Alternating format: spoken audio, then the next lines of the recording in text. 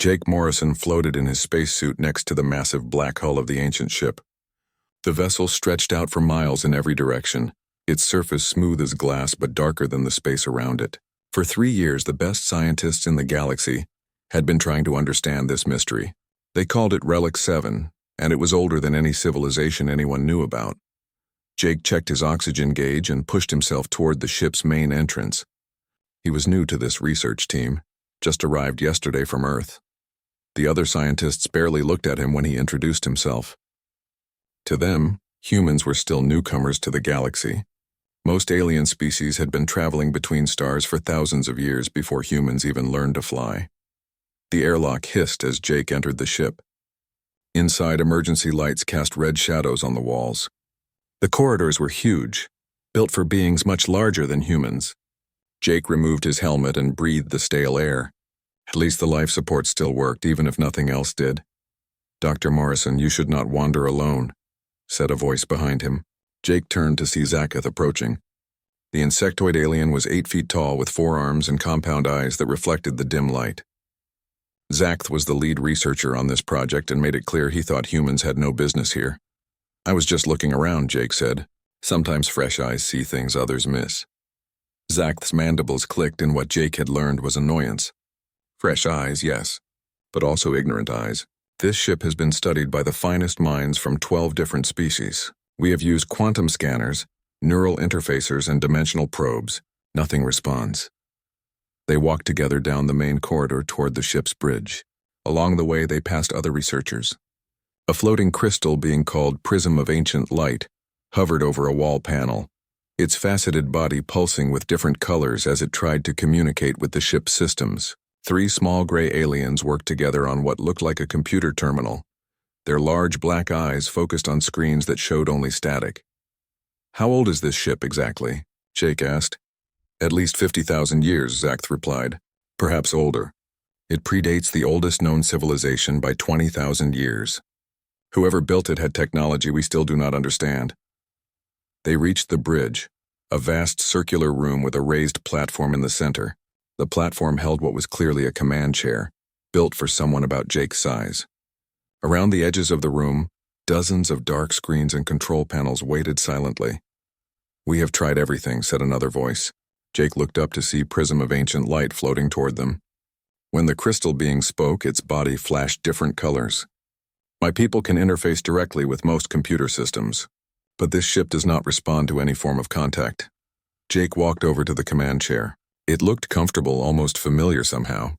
The armrests had smooth indentations that seemed designed for human hands. "Has anyone tried just sitting in it?" Both aliens made sounds of disbelief. "Of course," Zakath said. "Every species has attempted direct contact. The chair does not respond to anyone." Jake reached out and touched the armrest. The moment his skin made contact, everything changed. Light erupted throughout the bridge. The dark screens suddenly blazed with information. Control panels came alive with blinking buttons and flowing displays. Jake felt a vibration through the floor as massive engines somewhere deep in the ship began to hum. "Impossible," whispered Prism of Ancient Light. The lights spread beyond the bridge. Through the large windows, Jake could see illumination racing down the ship's corridors, like water flowing through pipes.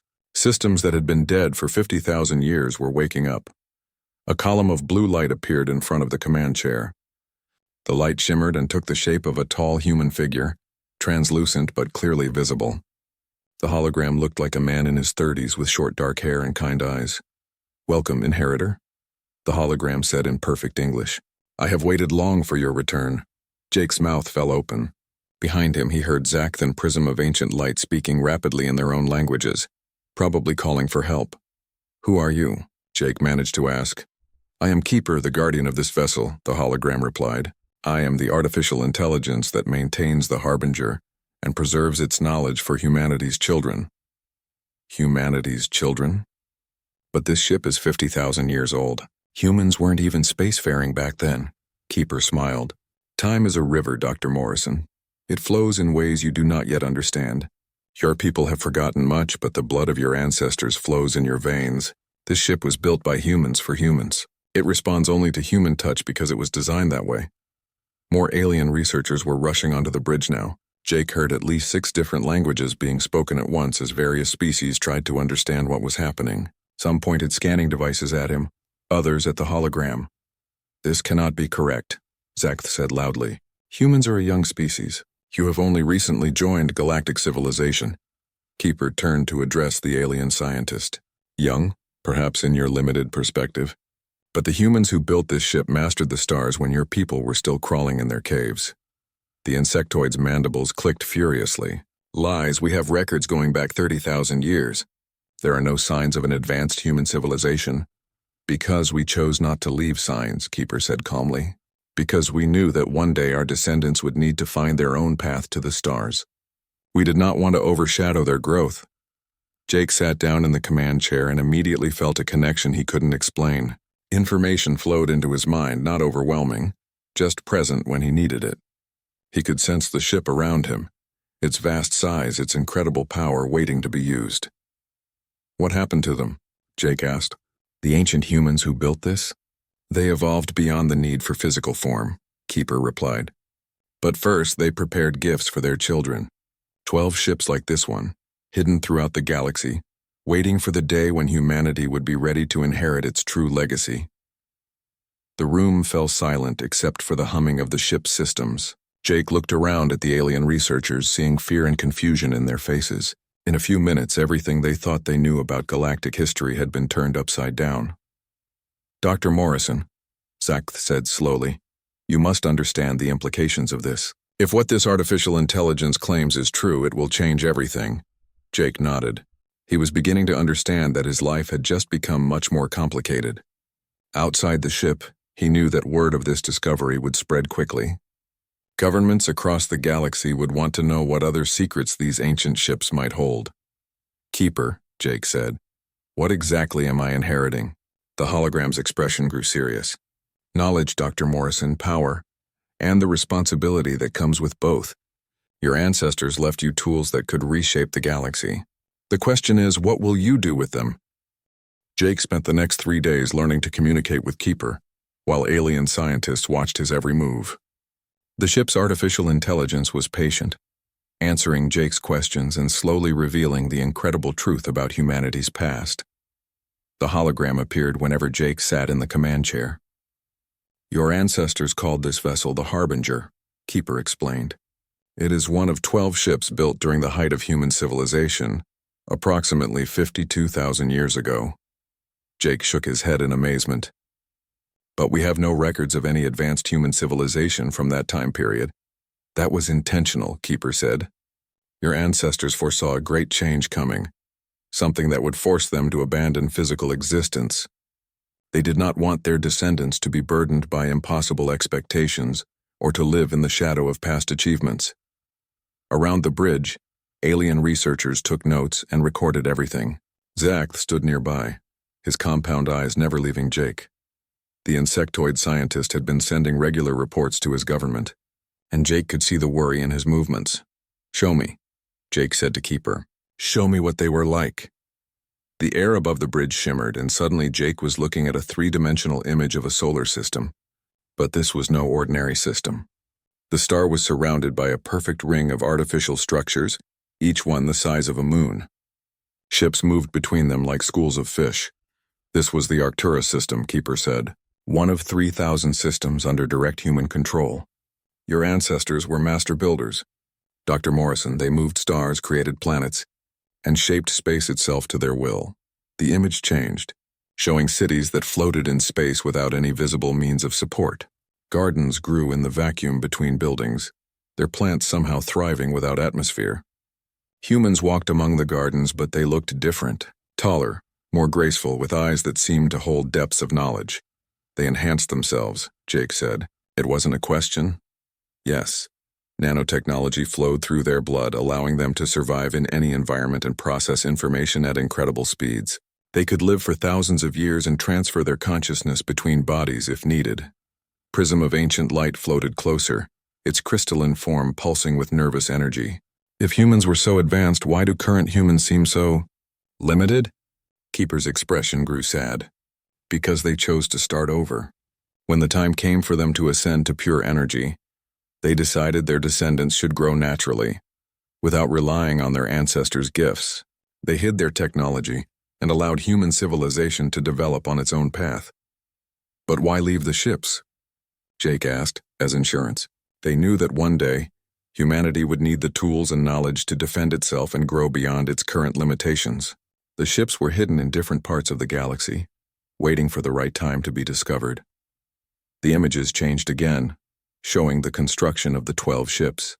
Each one was massive, built with technology that seemed to bend the laws of physics. Jake watched as beings who looked like evolved humans installed systems and loaded vast databases of information. "What can this ship do?" Jake asked. Keeper gestured, and the holographic display showed a cutaway view of the Harbinger. It can travel faster than light without using conventional engines. It can create matter from energy and reshape existing materials at the atomic level.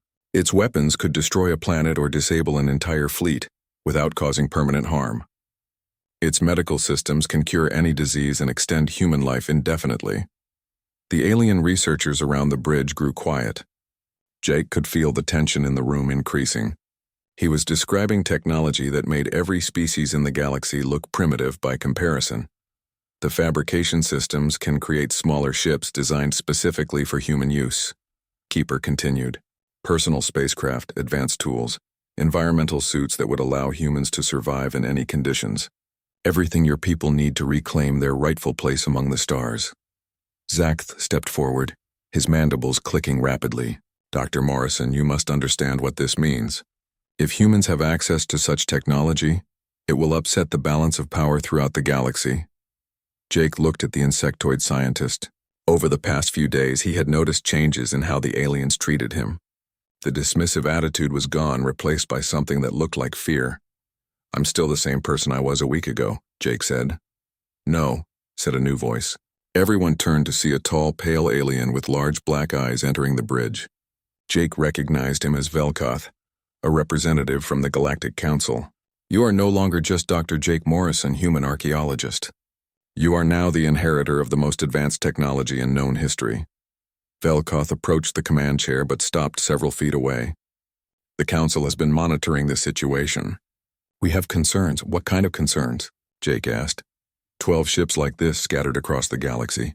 If humans locate and activate them all, they would possess military and technological superiority over every other species combined. Many Council members believe this represents a threat to galactic stability.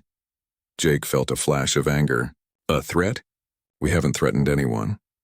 "Not yet," Velkoth replied. "But power corrupts. Dr. Morrison, history has shown us that species with overwhelming advantages tend to use them for domination."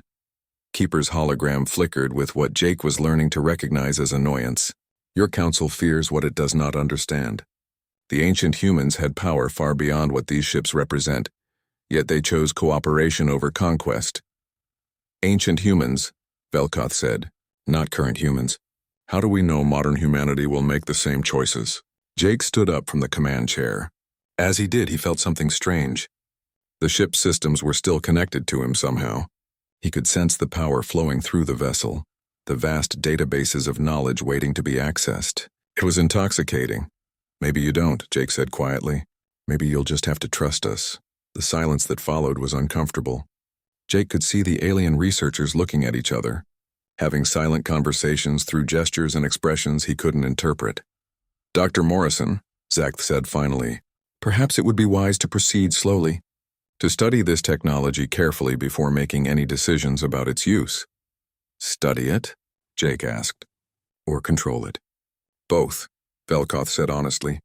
"The Galactic Council is prepared to offer humanity full membership in significant territories in exchange for shared access to these ships and their technology." Jake looked at Keeper, who shook his head slightly. "The ships respond only to humans, Dr. Morrison. That was by design. Your ancestors knew that one day their descendants might need protection from those who would seek to control them. What if we refuse the Council's offer?" Jake asked Velkoth. The pale alien's large eyes seemed to grow even darker. "Then the Council would be forced to consider humanity a rogue element. That would be unfortunate for all involved." Jake felt the ship around him, its power humming just beneath his consciousness.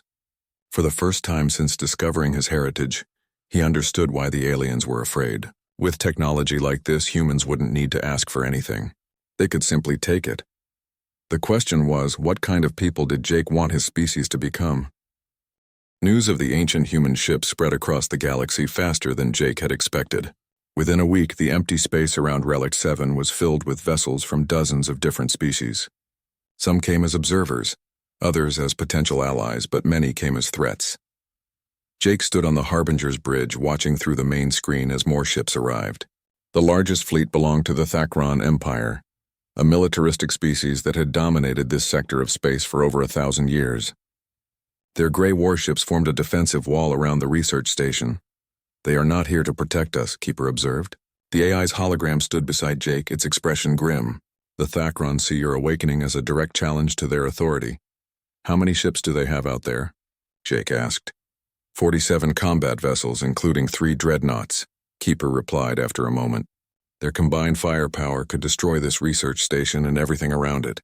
Jake felt his stomach tighten. Could the Harbinger defend against them? Easily.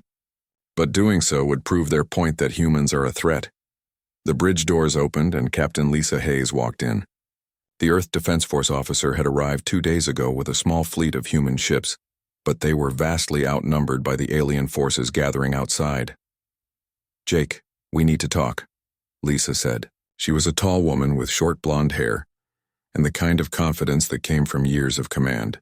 "Earth Command is getting nervous about the situation here." "Join the club," Jake replied. "Half the galaxy wants to control this ship, the other half wants to destroy it." Lisa moved to stand next to him, looking out at the gathered fleets. "It's worse than that.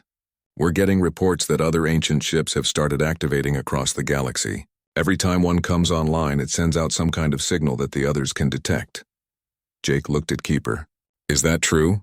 The AI nodded. "The Harbinger network is awakening. As each ship finds a human inheritor, it broadcasts its location to the others. There are now 4 ships active, with more coming online each day." "Where are they?" Jake asked. Keeper gestured and a holographic map of the galaxy appeared above the bridge. 4 points of light pulsed in different sectors. The second ship activated near the Rigel system. The third appeared in the Outer Rim territories. The fourth just came online in the Centauri sector. Lisa whistled softly. "That's a lot of territory, and a lot of very nervous alien governments." "The situation is becoming unstable," Keeper agreed. "Several species are demanding that the Galactic Council take action before more ships activate." Jake walked over to the command chair and sat down. Immediately, he felt the ship's systems responding to his presence. Information flowed into his mind about the approaching fleets, their weapons capabilities, their tactical formations. The knowledge was overwhelming, but somehow manageable, as if his brain was adapting to process it. "Jake," Lisa said carefully, "some people back on Earth are getting ideas about what we could do with this technology." "What kind of ideas?" "The kind that involve taking a more aggressive stance in galactic politics. There's talk of using the ships to claim new territories, to make demands instead of requests." Jake frowned. "That would make us exactly what the aliens are afraid of." "Maybe, but it would also make us strong enough that they couldn't push us around anymore." Before Jake could respond, alarms started blaring throughout the ship. Keeper's hologram flickered with urgency. "Dr. Morrison, the Thakron fleet is moving into attack formation. They appear to be preparing to fire on the research station." The main screen shifted to show the gray warships spreading out in a classic assault pattern. Smaller fighters were launching from the larger vessels, and Jake could see weapon systems powering up. "They're going to attack civilians," Lisa said, her voice tight with anger. Jake felt the Harbinger's weapon systems coming online automatically, responding to his emotional state. He could sense the ship's incredible destructive capability, waiting for his command. It would be easy to disable the entire Thakron fleet before they could fire a single shot. "Jake, don't," Lisa said quietly. "Once you use those weapons, there's no going back. Every species in the galaxy will see us as aggressors. And if I don't use them, innocent people die." Keeper stepped forward. "There is a third option, Dr. Morrison. The Harbinger's defensive systems can protect the research station without causing permanent harm to the attacking forces." The Thakron dreadnoughts opened fire first, sending streams of plasma toward the research station. Jake acted instinctively, reaching out with his mind to activate the ship's defenses. A shimmering blue barrier appeared around the entire research complex, absorbing the plasma blasts harmlessly. At the same time, pulses of energy shot out from the Harbinger toward the attacking ships, but instead of destroying them, the pulses seemed to simply shut down their systems. One by one, the Thakron warships went dark. Their engines stopped, their weapons powered down, their life support switched to emergency backup. They were completely disabled but undamaged. "What did you do to them?" Lisa asked. "Electromagnetic pulse precisely targeted," Keeper explained. "Their crews are unharmed, but their ships will need several hours to restart their systems." The effect on the other fleets was immediate. Ships from a dozen different species began backing away from the research station, clearly not wanting to test the Harbinger's defenses themselves. But Jake could see this was only a temporary victory. The aliens now knew that the ancient ship's weapons worked perfectly, and that humans were willing to use them. The fear in their eyes would soon turn to determination to eliminate the threat before it grew stronger. "This isn't over," Jake said. "No," Lisa agreed. "This is just the beginning. What are you going to do when they come back with bigger fleets?" Jake looked out at the stars, knowing that somewhere among them, other humans were discovering their own ancient ships and facing similar choices. The galaxy was changing, and humanity was at the center of that change. "I'm going to learn everything this ship can teach me," Jake said finally, "because I have a feeling we're going to need every advantage we can get." Keeper's hologram nodded approvingly. "Wisdom, Dr. Morrison. Your ancestors faced similar choices long ago. The path forward requires both strength and restraint." Jake hoped he would prove worthy of both. 2 weeks after the first attack, Jake stood in the Harbinger's fabrication bay watching machines create things that shouldn't exist. The ancient manufacturing systems worked by rearranging matter at the atomic level, building complex devices from basic materials in minutes instead of months. "The personal defense system is ready," Keeper announced. The AI's hologram gestured toward a sleek black suit hanging on a nearby rack. "This will allow a human to survive in any environment and defend against most conventional weapons." Jake picked up the suit. It was incredibly light, feeling more like fabric than armor. "How many of these can we make?" "As many as needed. The fabrication systems are limited only by available materials, and this ship can convert almost any matter into what we require." Captain Lisa Hayes entered the bay carrying a data pad filled with reports. "Jake, we're getting communications from the other ships. 7 are now active, and each one is producing similar equipment for their human crews." "What about the crews? Are they adapting well to the technology?" Lisa's expression grew troubled. "That's what I want to talk to you about. We're getting some concerning reports from the ship near Rigel. The human inheritor there is a man named Commander Nick Parker. He's former military, and he's talking about using his ship to claim territory for humanity." Jake frowned. "What kind of territory?" "Entire star systems. He's saying that if this technology belongs to humanity, then humans should use it to build an empire. Some people on Earth are starting to agree with him." Keeper's hologram flickered with what Jake had learned was concern. "This was one of your ancestors' greatest fears, that future humans would use their gifts for conquest instead of growth. Can we communicate directly with the other ships?" Jake asked. "Yes. The Harbinger network allows instantaneous communication across any distance. Would you like to speak with Commander Parker?" Jake nodded, and suddenly the air above the fabrication bay shimmered. A 3-dimensional image appeared showing the bridge of another ship. A man in his 40s with steel gray hair and hard eyes sat in a command chair similar to Jake's. "Dr. Morrison," Nick Parker said, his voice carrying clearly across space. "I was wondering when you'd contact me." "Commander Parker, I'm hearing some troubling reports about your intentions." Nick smiled, but there was no warmth in it. "Troubling? I prefer to think of them as realistic. We have the most advanced ships in the galaxy, Jake. Why should we pretend we're still the junior species? Because starting a war isn't going to help anyone." "War?" Nick laughed.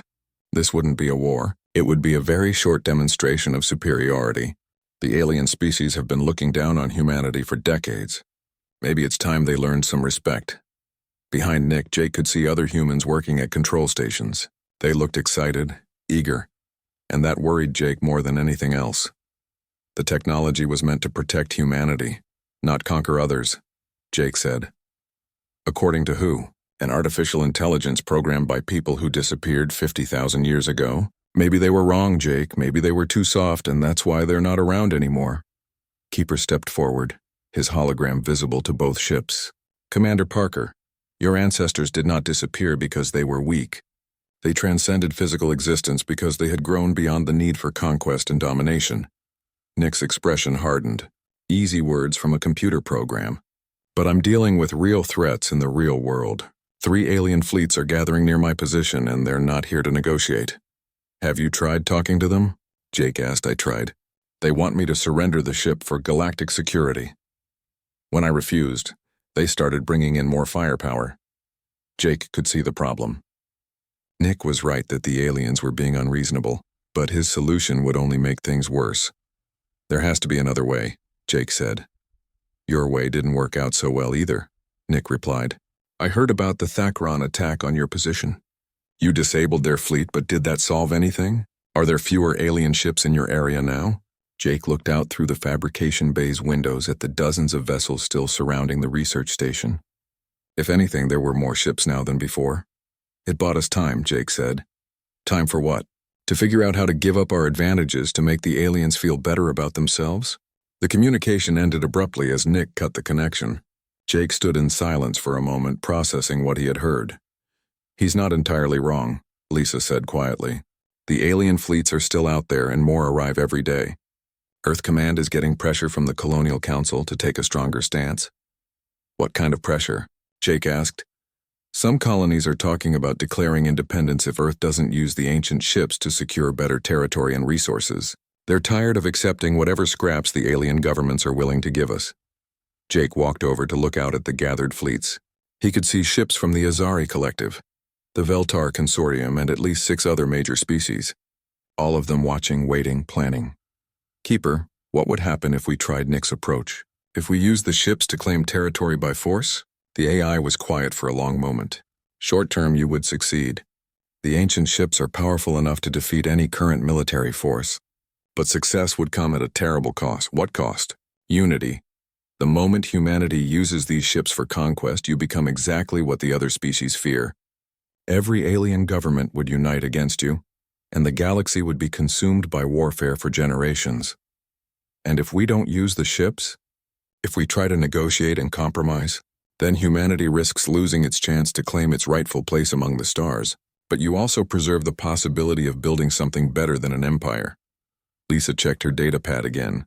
Jake, there's something else. We're detecting signals from the remaining ships. All 12 are expected to come online within the next month.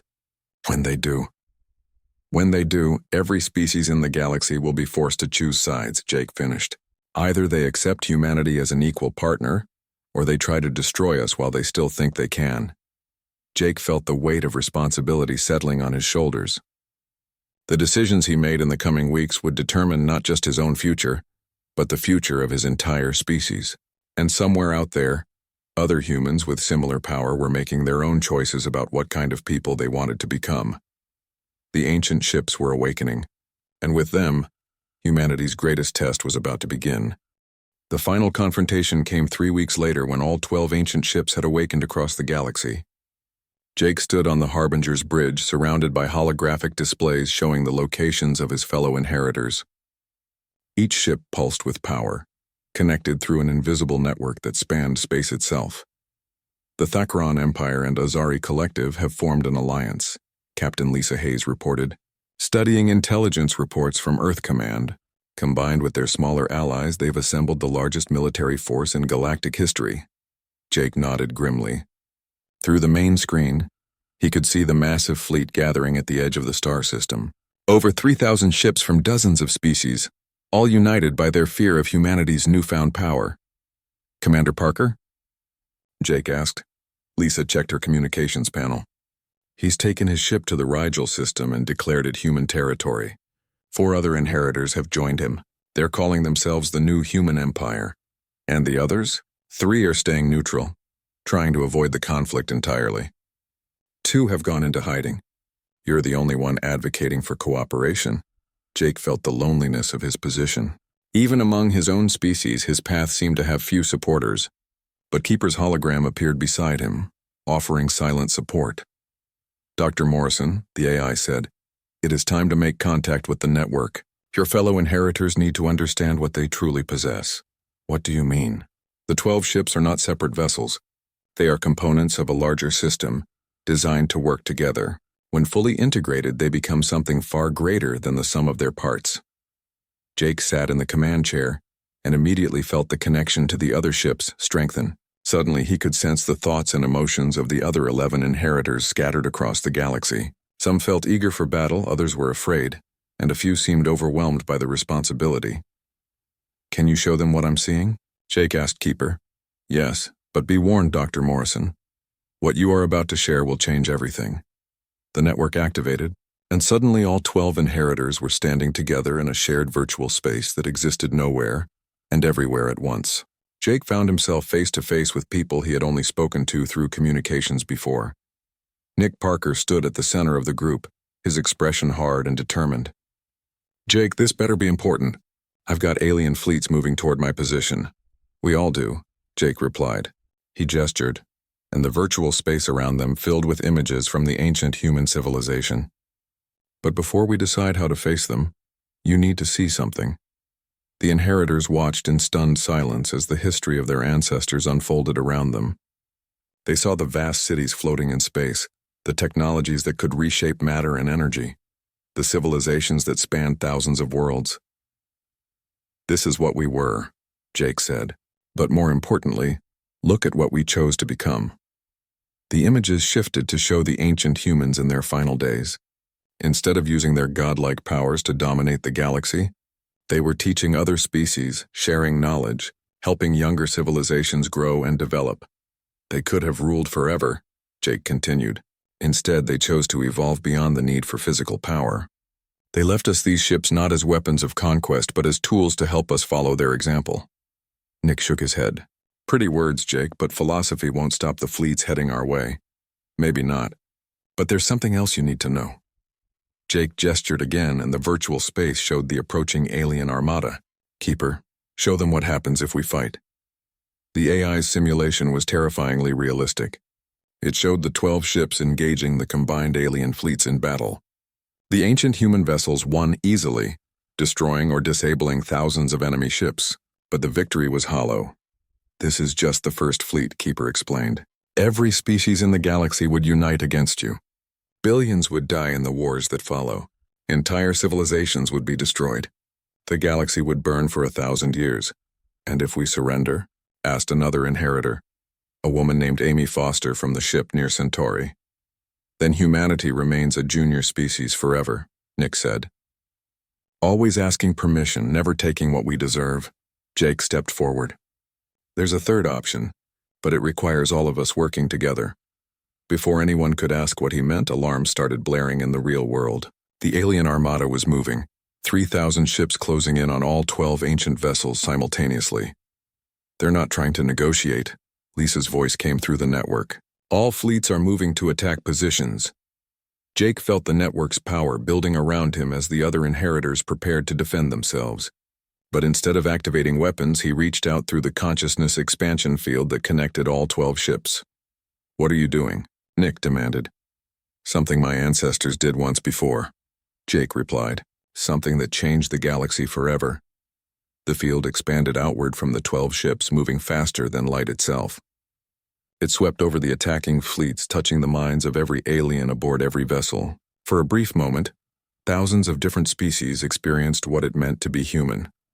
They felt humanity's struggle to survive on a hostile planet, the drive to explore the unknown, the dream of finding friends among the stars. They experienced the loneliness of being the newest species in an ancient galaxy, always trying to prove their worth. But they also felt the deeper truth that Keeper had shown Jake. They experienced the memories of the ancient humans, their wisdom, their choice to build rather than destroy. The attacking fleet stopped moving. Across 3,000 ships, alien crews sat in stunned silence as they processed what they had experienced. Jake opened a communication channel to all the fleets. "You came here because you were afraid of what humanity might become. But we're not our ancestors. We're still growing, still learning. The question is, will you help us become something better, or will you force us to become what you fear?" The response came not from military commanders, but from civilian leaders across the galaxy. The Veltar Consortium was the first to break ranks, their ships pulling back from attack formation. The smaller species followed, one by one choosing dialogue over warfare. Only the Thakron Empire and Azari Collective maintained their aggressive stance. But even they began to waver as their own crews questioned the necessity of battle. Nick Parker's voice came through the network, quiet and thoughtful. "Jake, what you just did..." How many people felt that? Everyone in the attacking fleets. Maybe 10 million beings. And they all experienced what we experienced? They saw our history, our dreams, our fears? Yes. There was a long pause before Nick spoke again. I felt what they felt too. Their fears, their reasons for being here. They're not evil, Jake. They're just scared. Jake nodded. Scared people make bad decisions. But informed people can make better ones. Over the next several hours, the largest military force in galactic history slowly dispersed as species after species chose to return home and reconsider their positions. The crisis wasn't over, but the immediate threat of galaxy-wide war had passed. A month later, Jake stood in the assembly hall of a new space station built in neutral territory. Representatives from hundreds of species had gathered to sign what they were calling the New Covenant, an agreement that established humanity as a guardian species with the responsibility to share ancient knowledge with civilizations ready to use it wisely. The Harbinger network will remain active, Jake announced to the assembled delegates. But its purpose is not conquest or domination. We offer partnership to any species willing to grow alongside us. It wasn't a perfect solution. Some species still viewed humanity with suspicion, and some humans still argued for a more aggressive approach. But it was a beginning.